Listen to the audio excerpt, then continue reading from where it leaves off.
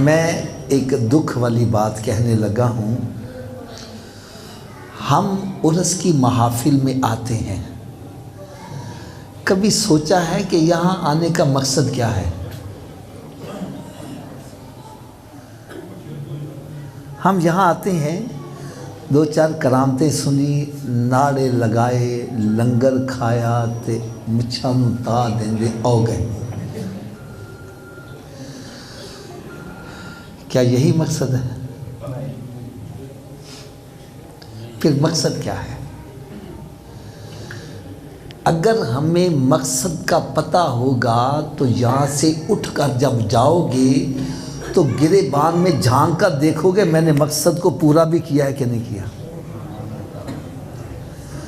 ارے یہاں آنے کا مقصد یہ ہے کہ ہم رب تعالیٰ کی بارگاہ میں ہر نماز کے اندر بلکہ ہر رکعت میں کھڑے ہو کے دعا کرتے ہیں اہدنا الصراط المستقیم، یا اللہ میں سیدھے راستے پہ چلا۔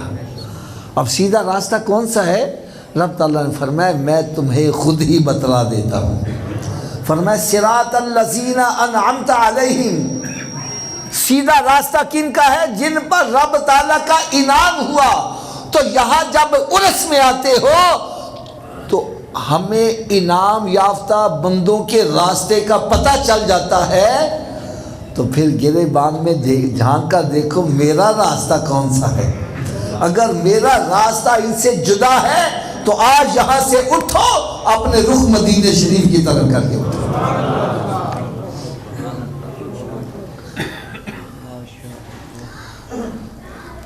میں اس کے لیے ایک مختصر سی حکایت عرض کروں گا، کیونکہ کوئی مشکل مسئلہ سمجھانا ہو مثال یا حکایت بیان کر دی جائے تو مسئلہ آسانی سے سمجھ میں آ جاتا ہے۔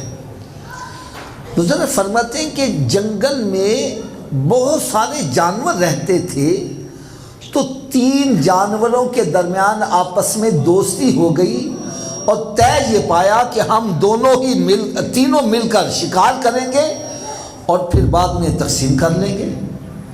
وہ 3 جانور کون کون سے تھے؟ شیر، گیدڑ اور لومڑی۔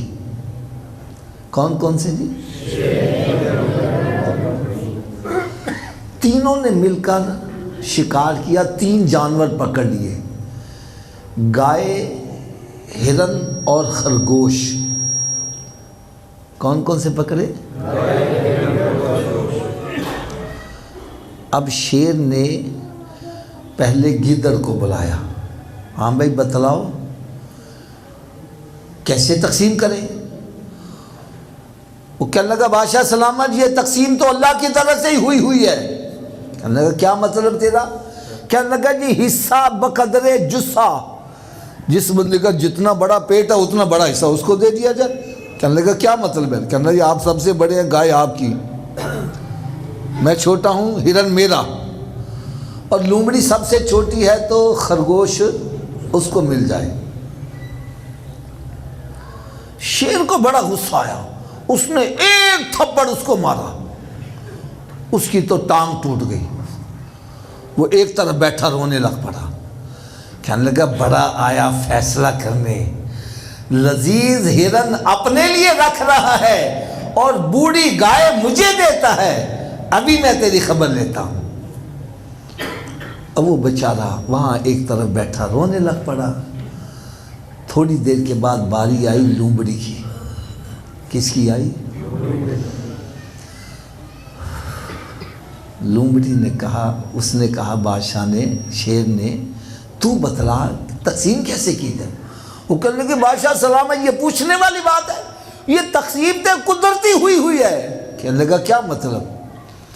کہنے لگے جی خرگوش آپ صبح ناشتے میں استعمال کر لیجئے گا، گائے دوپہر میں کھا لیجئے گا، اور رات کو ہلکی پھلکی غذا ہونی چاہیے، ہرن آپ رات میں کھا لیجئے گا۔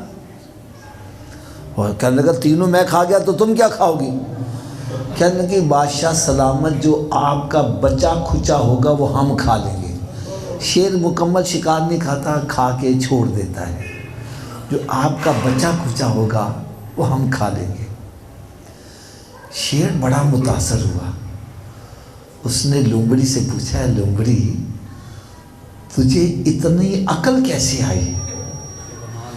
تو نے اتنا عقل مندی والا فیصلہ کیسے کر دیا؟ تجھے اتنی مت کیسی آ گئی؟ لومڑی کہتی ہے بادشاہ سلامت گیدڑ کا انجام دیکھ کے مجھے خود ہی عقل آ گئی۔ میں نے سوچا گیدڑ کا ایک تھپڑ بنا اس کی ٹانگ ٹوٹی، مجھے پڑ گیا تو میری تو جان ہی جائے گی، تو اس کا انجام دیکھ کے مجھے خود ہی عقل آ گئی۔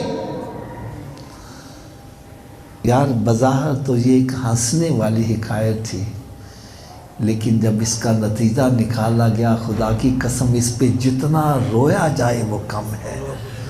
وہ بزرگ فرماتے ہیں اے بندے ایک جانور دوسرے جانور کو دیکھ کر اس کو عقل آ جاتی ہے، ارے تیری آنکھوں کے سامنے نمازیوں کا انجام کیا ہے، متقی پرہیزگاروں کا انجام کیا ہے، ولیوں کا انجام کیا ہے، بزرگان دین کا انجام کیا ہے، اور جو مسجدوں کی خدمت کرنے والے ان کا انجام کیا ہے، اور تیری آنکھوں کے سامنے پاؤڈر پینے والوں کا انجام بھی موجود ہے، شراب پینے والوں کا انجام بھی موجود ہے، ارے تیری آنکھوں کے سامنے جوا کھیلنے والوں کا انجام موجود ہے، تیری آنکھوں کے سامنے حرام کھانے والوں کا، سود کھانے والوں کا، رشوت کھانے والوں کا انجام موجود ہے،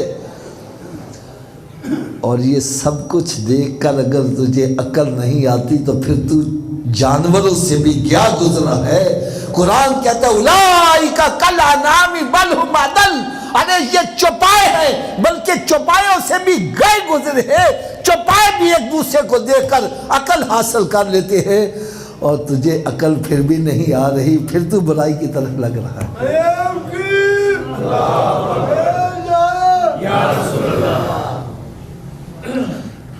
اگر ابھی بھی تسلی نہیں ہوئی تو میں آپ کو بالکل ایک آسان سی مثال دے دوں۔ راوی دریا کے پرلی طرف چلے جاؤ، جہانگیر کا مقبرہ ہے، نور جہاں کی 12 دری ہے، بڑے بڑے قیمتی پتھر لگے ہوئے ہیں، بڑی جگہ گھیری ہوئی ہے، ارے وہاں چلے جاؤ کوئی قرآن پڑھتا نظر نہیں آ رہا، بلکہ نور جہاں کی 12 دری چلے جاؤ وہاں کتے چلتے ہوئے نظر آئیں گے، کوئی قرآن پڑھتا نظر نہیں آئے گا۔ اور راوی دریا کے ارلی طرف آ جاؤ، حضور داتا گنج بخشرا نظر نہیں آ رہا، صبح چلے جاؤ شام چلے جاؤ قرآن پڑھا جا رہا ہے۔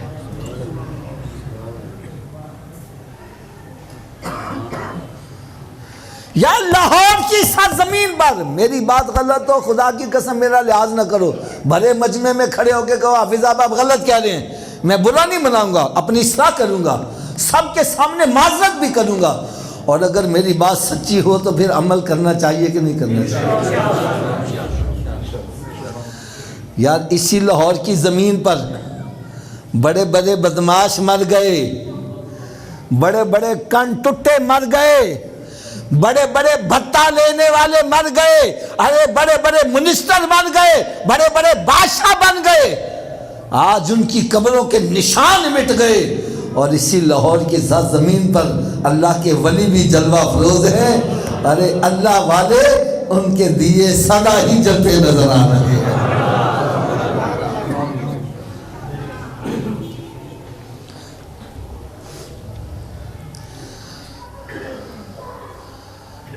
ہماری آنکھوں کے سامنے ماں باپ کی نافرمانی کرنے والے ان کا انجام بھی موجود ہے، اور ماں باپ کی فرما برداری کرنے والوں کا بھی انجام موجود ہے۔ میں تو یار ایک بات سوچ رہا تھا حضرت صاحب، میں اس میں بڑا پریشان سا رہتا ہوں، اگر آپ حضرات میری اصلاح کر دیں تو میں آپ کا شکریہ ادا کروں گا۔ میں نے ایک حدیث مبارکہ پڑھی کہ میرے آقا صلی اللہ علیہ وسلم نے ارشاد فرمایا کہ اپنے پڑوسیوں کو اپنی ہانڈی سے ایذا مت پہنچایا کرو۔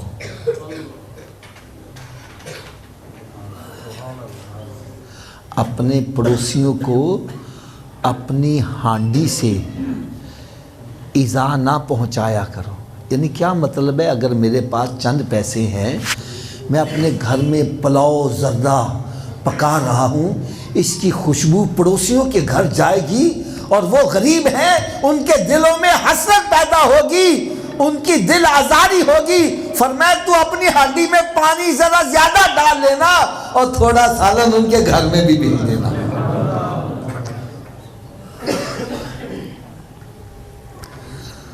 فرمایا اگر پھل لے کے جاؤ تو پھل ان کے گھر بھی بھیجو، اور اگر نہیں بھیج سکتے تو پھل کو چھپا کر لے کے جاؤ. کیا؟ اور جب کھا لو تو چھلکے بھی باہر نہ پھینکنا، چھلکے دیکھ کر ان کی دل آزاری نہ ہو. اب میں ایک بات کڑوی سی کہنے لگا ہوں. جب پھل لے کر تو پڑوسیوں کے پاس سے گزرے گا، ان کے دل پر کیا بیتے گی. اور جب تو سکے باپ کے پاس سے بیوی کے لیے پھل لے کے گزرتا ہے تو باپ کے دل پر کیا گزر رہی ہوتی ہے.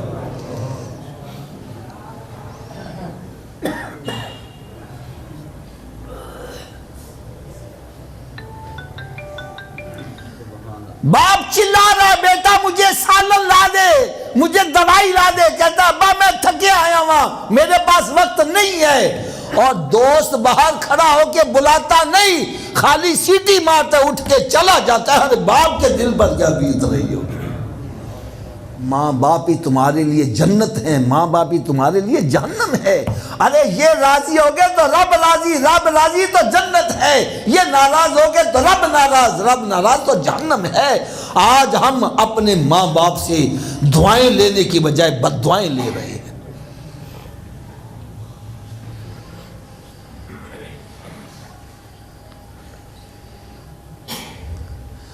میرے آقا صلی اللہ علیہ وسلم نے ارشاد فرمایا اس کی ناک خاک میں مل جائے، خاک میں مل جائے، خاک میں مل جائے.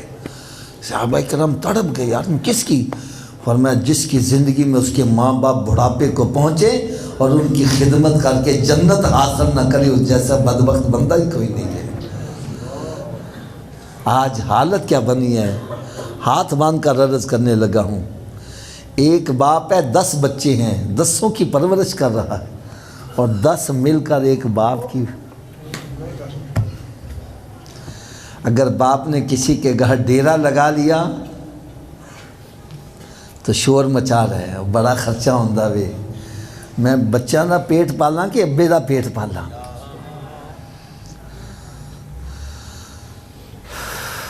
اگر کسی نے کہہ دیا یار ابا تیرے کو ہوندہ ہے ذرا کپڑے تے چنگے پوایا کر، تم لے جا. پھر میں صحیح کہہ رہا ہوں غلط کہہ رہا ہوں؟ اور پھر خدا کی قسم دکھ اور کیا ہوتا ہے، باپ بیچارہ چلاتا ہوا مر گیا ہے. ارے اس کو کھانا نہیں کھلا رہا، مر جائے گا تو 100 دیگیں کھڑکائی جا رہی ہیں. پھر کہتا ہے نہیں 12 کھانے پورے کرنے نے، میرے ابے نو ساگ بڑا پسند سی.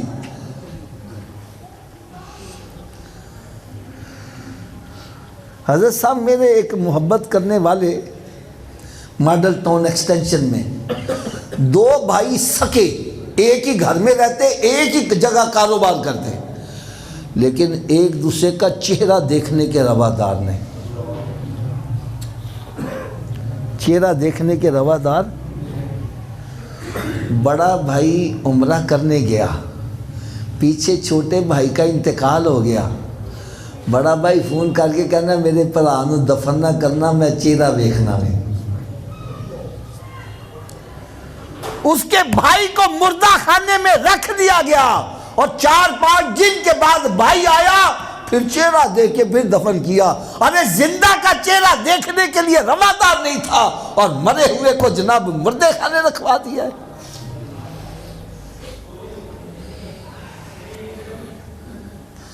باپ کا چہرہ دیکھنے کے لیے تیار نہیں ہے. وہ مر جائے تو کہنا اللہ کے چھڑنا میں منہ ویکھنا جی.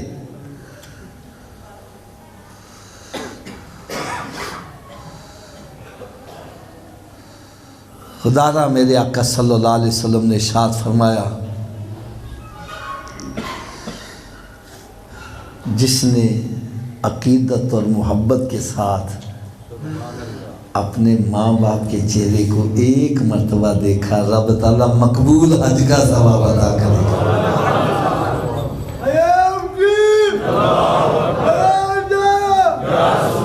یار آپ 10 لاکھ روپیہ لگا کے حج کر کے آؤ، کوئی گارنٹی ہے قبول ہے کہ نہیں؟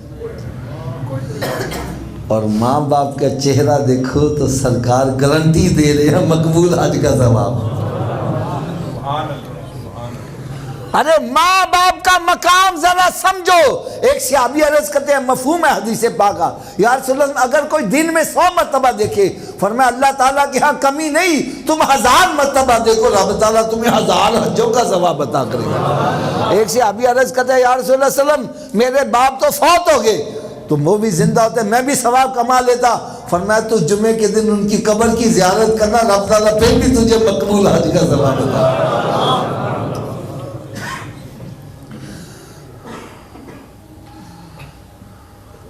ارے ماں باپ کی دعا سے انسان کو کیا ملتا ہے یہ پوچھنا ہے تو موسیٰ علیہ السلام سے پوچھ کے دیکھو۔ عرض کرتے ہیں، یا اللہ جنت میں میرا پڑوسی کون ہوگا؟ رب تعالیٰ نے فرمایا فلاں بازار میں کسائی کی دکان ہے، وہ کساب جنت میں تیرا حیران ہو کے کہ وہ پتہ نہیں کتنا متقی پرہیزگار ہوگا جس کو اللہ کے نبی کا پڑوسی بنایا جائے گا۔ صبح صبح اس کی دکان پہ جا کے بیٹھے، سارا دن کوئی چنگا کام نہیں کیا، پھر چھٹی کر کے جب گیا تو راستے میں آپ ہو ساتھ ہو لیے، سارے راستے میں کوئی اچھا کام کرے، راستے میں کوئی چنگا کام نہیں۔ پھر گھر میں داخل ہوا تو فرمایا دیکھو گھر میں کیا کرتا ہے۔ گھر میں داخل ہوئے دیکھا اس کا باپ بوڑھا ہے، ماں بوڑھی ہے، اس نے جا کے منہ ہاتھ دھلایا ہے، کھانا پکایا ہے، ماں روٹی چبا نہیں سکتی تھی، اس نے اپنے منہ میں لقمہ نرم کر کے چبا کے جب ماں کے منہ میں ڈالا تو وہ لقمہ جب ماں کے حلق سے نیچے اترا تو ماں کہتی ہے پترا جا تن رب تعالیٰ جنت موسیٰ علیہ السلام کا پڑوسی بنائے۔ سمجھ گئے اس کے پلے ککھ بھی نہیں ہے، یہ ماں کی دعا ہے جو اس کو جنت میں پہنچا دے۔ خدارہ یہ ہے انعام یافتہ۔ مزیداری تو جب ہے اگر کسی کے ماں باپ ناراض ہے، آج یہاں سے اٹھ کے جاؤ ان کے قدم پکڑے، رونا شروع کر دے، چھوڑے ہی نہ جتنی دیر وہ راضی نہ ہو جائیں۔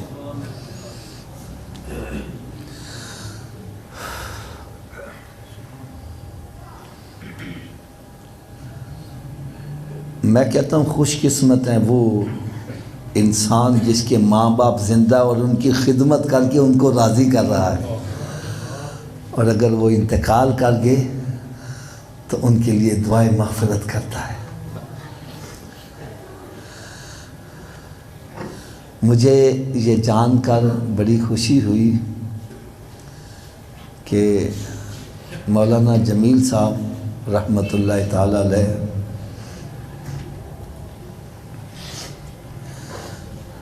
حضرت صاحب میں نے دیکھا ہے کہ ہم اپنی اولاد کو دین کی طرف کیوں نہیں لاتے۔ میں اس کے لیے تھوڑی سی بات عرض کر دوں، ہم اپنے بچے کو حافظ قرآن کیوں نہیں بناتے، عالم دین کیوں نہیں بناتے؟ کیونکہ یہ تو آپ حضرات بھی تسلیم ہے، جب بچہ پیدا ہوتا ہے ساڑھے دل سے خواہش ہے پتر ڈاکٹر بنے، انجینئر بنے۔ کبھی سوچا ہے کہ میرا بیٹا حافظ قرآن بھی بنے، عالم دین بھی بنے؟ کبھی ایسا سوچا ہے؟ کیوں نہیں سوچتے؟ اور اس کی میں وجہ بتلاؤں۔ ہم اپنی اولاد کو دین کی طرف اس لیے نہیں لگاتے، کیسے کہنا جی حافظ بن گیا، مولوی بن گیا تو کھائے گا کتوں؟ میں صحیح کہہ رہا ہوں غلط کہہ رہا ہوں؟ کھائے گا کتوں؟ میں نے کہا بھائی جب تو ماں کے پیٹ میں تھا پھر تیری کون سی ملیں چلتی تھی، رب تو تجھے وہاں بھی رزق پہنچاتا تھا۔ واللہ یرزق من یشاء بغیر حساب، اللہ تعالیٰ جس کو چاہتا ہے جتنا چاہتا ہے رزق عطا کرتا ہے۔ ارے یہ جو ہم کام کاج کرتے ہیں یہ تو اپنے آپ کو مصروف رکھنے کے لیے، ورنہ اگر کوئی کہتا ہے مجھے کام سے رزق ملتا ہے کافر ہو جاتا ہے، رازق تو اللہ تعالیٰ کی ذات ہے۔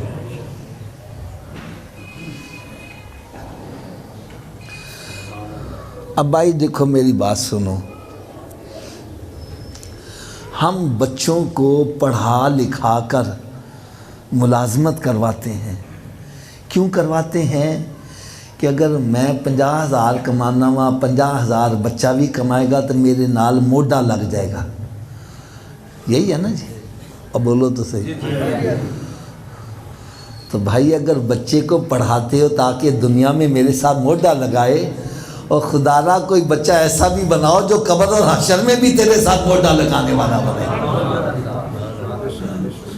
میں یہ بات علماء کرام کی موجودگی میں دعوے سے کہنے لگا ہوں، آپ کا بیٹا ڈاکٹر بن جائے، انجینئر بن جائے، وہ پریزیڈنٹ آف پاکستان بن جائے، وہ پرائم منسٹر بن جائے، قیامت کے روز آپ کے سر پر تاج نہیں رکھا جائے گا.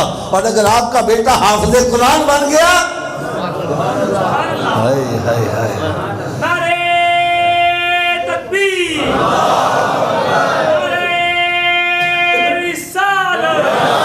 آپ کے سر پر ایسا تاج رکھا جائے گا جس کے اندر ایسے نگینے جڑے ہوں گے کہ اہل معاشر دیکھ کر گمان کریں گے کہ شاید یہ کسی امت کا نبی آ رہا ہے.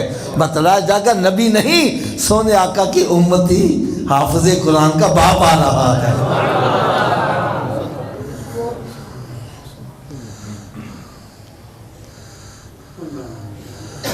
اور دوسری بات سنو، یہ میں ایسی باتیں بتلا رہا ہوں جس سے کوئی بندہ انکار نہیں کر سکتا. ہمارے اس معاشرے میں پڑھے لکھے افراد کتنے بے روزگار ہیں اور مولوی کتنے بے روزگار ہیں؟ کیلکولیشن کر کے دیکھو. حالانکہ مسجدیں روز اتنی نہیں بنتی، لیکن یہ برکت ہے. اور صحیح کہہ رہا ہوں غلط کہہ رہا ہوں؟ اگر ابھی بھی تسلی نہیں ہوئی تو میں آپ کو اپنی مثال دے دوں یار. اللہ کرے میری بات یہ دل پر چوٹ کر جائے. حضرت صاحب میں نے بی ایس سی کی گورنمنٹ کالج لاہور سے، فزک کیمسٹری میتھ کے ساتھ 75 میں.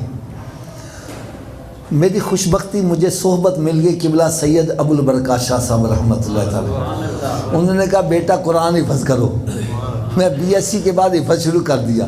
اچھا رشتہ دار جڑا بھی آوے اور کی کرنا ہونا ہے؟ میں کہا جی حفظ کرنا. پھر بھی کی کرنا ہے؟ میں کہا پھر بھی حفظ ہی کرنا. اے تے مسیتاں دیاں روٹیاں کھائے گا، اے تے مسیتڑ بن گیا ہے، یہ پتہ نہیں کس پاسے تور پہ آوے. لیکن میرے پیچھے ہاتھ مضبوط تھا، میں کامیاب ہو گیا، حفظ کر لیا. لو میں مسجد میں بیٹھا صحیح بات بتلا رہا ہوں. آج پوری دنیا کے اندر میری بی ایس سی کو کوئی نہیں جانتا. اگر عزت ملی ہے تو قرآن کی وجہ سے.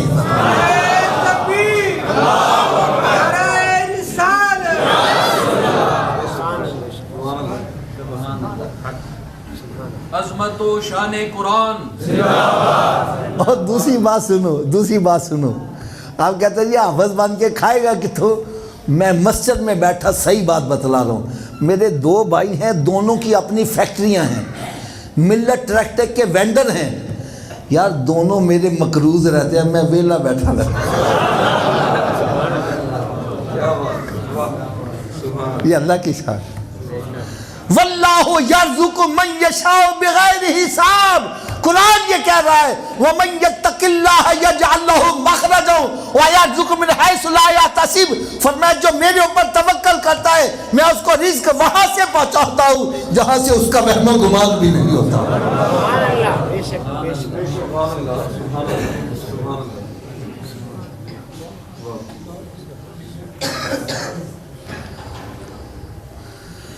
میں کہتا ہوں یار تم دین کے ساتھ ذرا وابستہ ہو کے تو دیکھو، پھر دیکھو تمہیں رب تعالیٰ انعامات کیسی عطا کرتا ہے. اور میں یقین جانو یہ جان کر بڑا خوش ہوا ہوں، بہت خوش ہوا ہوں. اور اس بات کی آپ بھی گواہی دو گے کہ ہمارے جمیل صاحب رحمۃ اللہ تعالی علیہ دیندار تھے. اللہ تعالیٰ نے ان پر جو سب سے بڑا کرم کیا، ان کو اولاد بھی نیک صالح عطا فرمائی.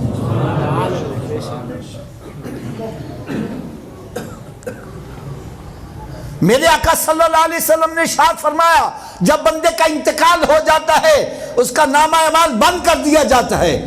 جیسے ایک بچہ امتحان کرنے کے لیے امتحان گاہ میں بیٹھا ہے پیپر سالو کرنے کے لیے, ٹائم الاؤڈ 3 آورز, پیپر حل کر رہا ہے. جب 3 گھنٹے پورے ہوتے ہیں تو آواز آتی ہے stop writing, the time is over. اب لکھنا بند کر دیا, اب نہ کچھ کمی بیشی کچھ نہیں کر سکتا, ٹائم پورا ہو گیا ہے. فرمایا جب بندہ مر جائے گا اب نامہ اعمال بند. لیکن میرے آقا صلی اللہ علیہ وسلم نے دیکھو کیسا کرم فرمایا. فرمایا جب تو مر جائے گا ابھی تو زندہ ہے, تجھے نیکیوں کی قدر نہیں تو کر نہیں رہا, اور جب مر جائے گا تجھے نیکیوں کی قدر ہوگی تو کر نہیں سکے گا. اور اگر پھر بھی تو چاہتا ہے میرا نامہ اعمال اس میں اضافہ نیکیوں میں ہوتا رہے تو پھر میں تجھے نسخہ بتلا دیتا ہوں. اور میں 3 کام یہ بھی کر لینا. ایک تو یہ نیک اولاد چھوڑ جانا, اولاد دنیا میں قرآن پڑھے گی, نمازیں پڑھے گی, نیک اعمال کرے گی, ثواب تیرے نامہ اعمال میں قبر میں درج ہوتا رہے گا. میں کہتا ہوں وہ کتنی شان والا ہوگا. اور پھر فرمایا علم نافع, نفع دینے والا علم. مرنے سے پہلے قرآن پڑھا جاؤ, قرآن حفظ کروا جاؤ, کسی کو غسل کا طریقہ, وضو کا طریقہ. تو جو عالم دین کا علم پھیلا کے جاتا ہے, یہ علم جتنی دیر تک لوگ اس پر عمل کرتے رہیں گے ثواب اس کو قبر میں پہنچتا رہے گا. اور پھر فرمایا صدقۃ جاریہ, تیسرا کام, مرنے سے پہلے کو مسجد بنا دینا, مدرسہ بنا دینا. فرمایا تو مر جائے گا نیکیاں نہیں کر پائے گا, لیکن مسجد میں جتنی دیر لوگ نمازیں پڑھتے رہیں گے ثواب تجھے قبر میں پہنچتا رہے گا.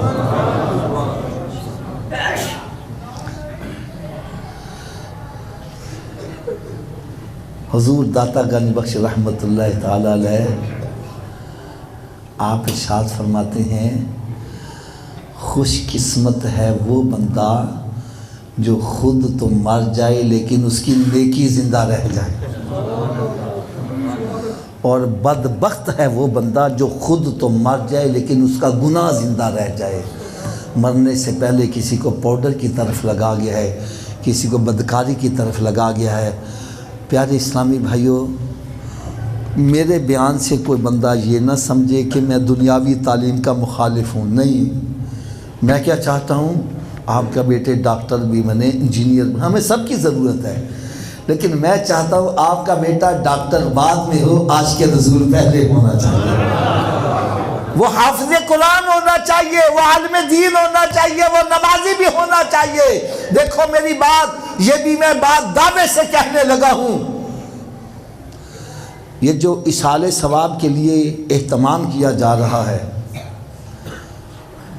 ساتہ, چہلم, کل, برسی, شمائی کا ختم, میں ان سب کے حق میں ہوں, مخالف نہیں ہوں.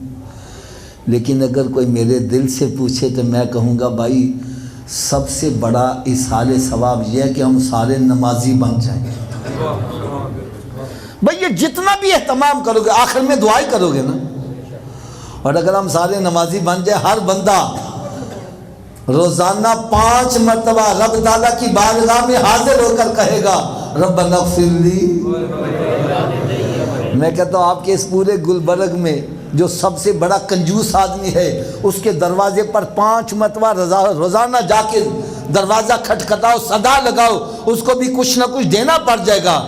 تو جو ارحم الراحمین کی بارگاہ میں 5 مرتبہ حاضر ہو کے بار بار تکرار کر رہا ہے ربنا اغفر لی ولوالدی, میں کہتا ہوں رب تعالیٰ اس کے ماں باپ کی قبر کو جنت کے باغوں میں باغ کیوں نہیں بنائے گا. تو آؤ ہمارے مولانا جمیل صاحب رحمۃ اللہ تعالی علیہ, ان کا اسوہ حسنہ ہمارے سامنے ہے. انہوں نے کس طرح ملازمت بھی کی, دین کی خدمت بھی کی, دین کا علم دوسروں تک پہنچایا, مسجدوں کی خدمت کی. آج اللہ تعالیٰ نے ان کو اولاد نیک صالح عطا کی, سارے باشرہ. اور پھر جناب اپنا ان کی اولاد حافظ قرآن پڑھ رہے ہیں. ان کے نامہ اعمال میں نیکیاں درج ہوتی جا رہی ہیں۔ تو آؤ آپ بھی اسی لائن پر لگ جاؤ۔ خدا را یہ نہ سوچا کرو بچے حافظ قرآن بن گئے تو پھر وہ کھان گے کتوں۔ اس کی بیوی کہنے لگی کہ اللہ دیا بندیا کوئی محنت مزدوری کر بچیاں دی روٹی دا سلسلہ چلے۔ انہوں نے کہا ٹھیک ہے۔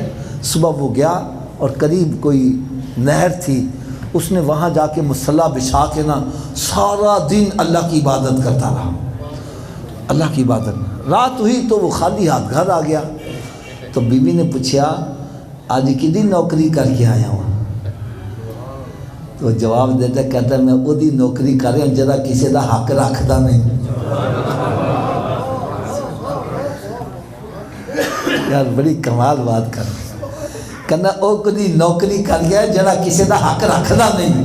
کہتے رات پڑی بندہ آیا پورے مہینے کا راشن ڈال کے چلا گیا ہے، ارے تم دین کا ہو کے تو دیکھو، پھر دیکھو تمہیں دین کہاں پر پہنچاتا ہے۔ آؤ اگر چاہتے ہو دنیا کے اندر قبر میں حشر میں سکون چاہتے ہو، عزت چاہتے ہو، تو آؤ دامن مصطفیٰ صلی اللہ علیہ وسلم سے لپٹ جاؤ کہ دامن مصطفیٰ صلی اللہ علیہ وسلم سے جو بھی لپٹا وہ یگانہ ہو گیا، اور جس کے حضور ہو گئے اس کا زمانہ ہو